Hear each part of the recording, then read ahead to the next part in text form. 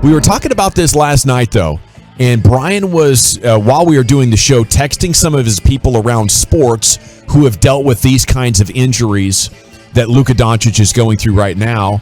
And, we kind of put it all together later in the show, so I wanted to reset it here for you because, whenever we talk about Luka trying to play through the injury tonight, invariably several of you are concerned that you could lose him for all of next year, and I was too, but I think it's pretty confirmed now at this point that is more of an upper lower leg, so into the actual calf muscle where it gets close to your knee, where Kevin Durant, even though they said it was a calf strain like 3 years ago when he was playing for the Golden State Warriors, it was actually so low in that part of the leg that it was affecting the tendon more. Yeah. I got that right, Brian? No, you absolutely did. And again, this is, in talking to various people, various trainers around the league, and I know quite a few of them, and they've all been very, very nice about it. But, the whole thing was, they kept saying, and again, these were guys and gals that are, away from, the treatment and stuff with Luka and all, or how the injury and stuff. But this is the experience that they have. They were saying they're going to literally hold their breath like every second he returns.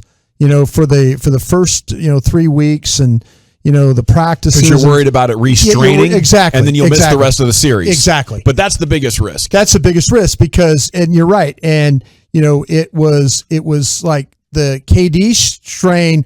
From what my guys were saying was a tendon strain is what they say, which was much lower in the leg and much lower in the calf. And they're saying Luka's likely what they call a muscle belly strain, which is way different and not at all likely to impact his Achilles at all. Nice. So that's kind of what they're dealing with right now. So, they're saying, hey, that KD's was much lower. And so that's where they're at right now with that. Well, I don't know if Luka's going to play. I think if he can and you think he can be pretty good, you owe it to yourself to play him because I don't think you can get cute at all. You have two chances to win one of these two games in Utah. I wouldn't want to put it all on Saturday.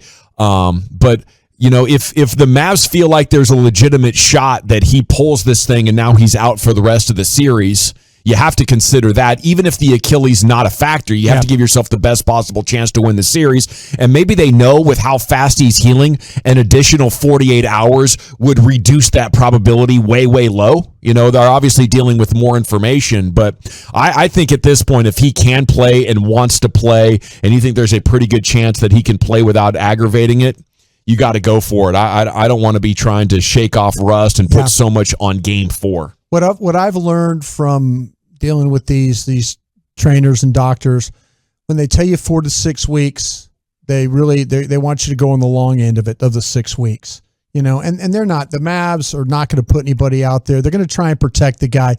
But if they feel like that he's going to be, and that they if he feels like that they can't re-injure it, but like these trainers were saying, you're going to hold your breath every trip up the floor. Yeah. I mean, you're going to just hold your breath and hope, and you're going to ask him, how do you feel? How do you feel on the bench and all that stuff? They could try and try and help him along the way, with some things to make him comfortable, throughout the game. But, all my trainer buddies were all saying they really do believe, and again, this is their mentality. They think that really Saturday is the earliest that this guy should play. And now, but that's giving him the complete time. Yeah.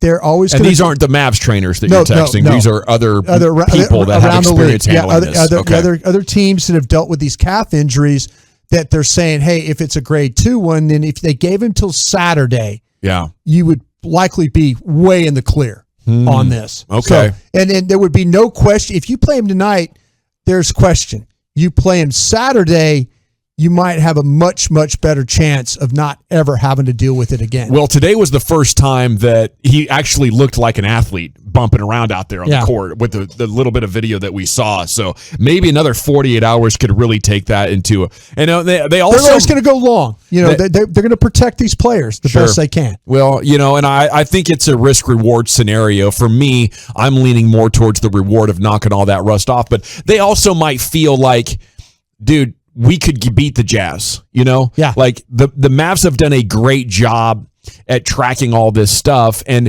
if you feel like what we need to beat them is 40 plus 3-point attempts, and if you also feel like they're not going to be able to do anything to stop us from getting open threes, maybe they feel like this is, the type of series that there's a good chance they're going to have a lot of success tonight, even though Vegas has them as a 7.5 point dog. Yeah, it's just we all know what a tough place it is to play, and can you get the same? I'm not saying it's Maxey, but somebody's going to have to step up like what Maxey did last week or last game. Excuse me. I mean, see, whether we'll see. If Dodo, I mentioned him. I just knew that somebody had to make shots. Somebody had to hit those threes, and I think that's the Mavs have capable players of doing that. And if it's Maxey again, great. If Dinwiddie, great.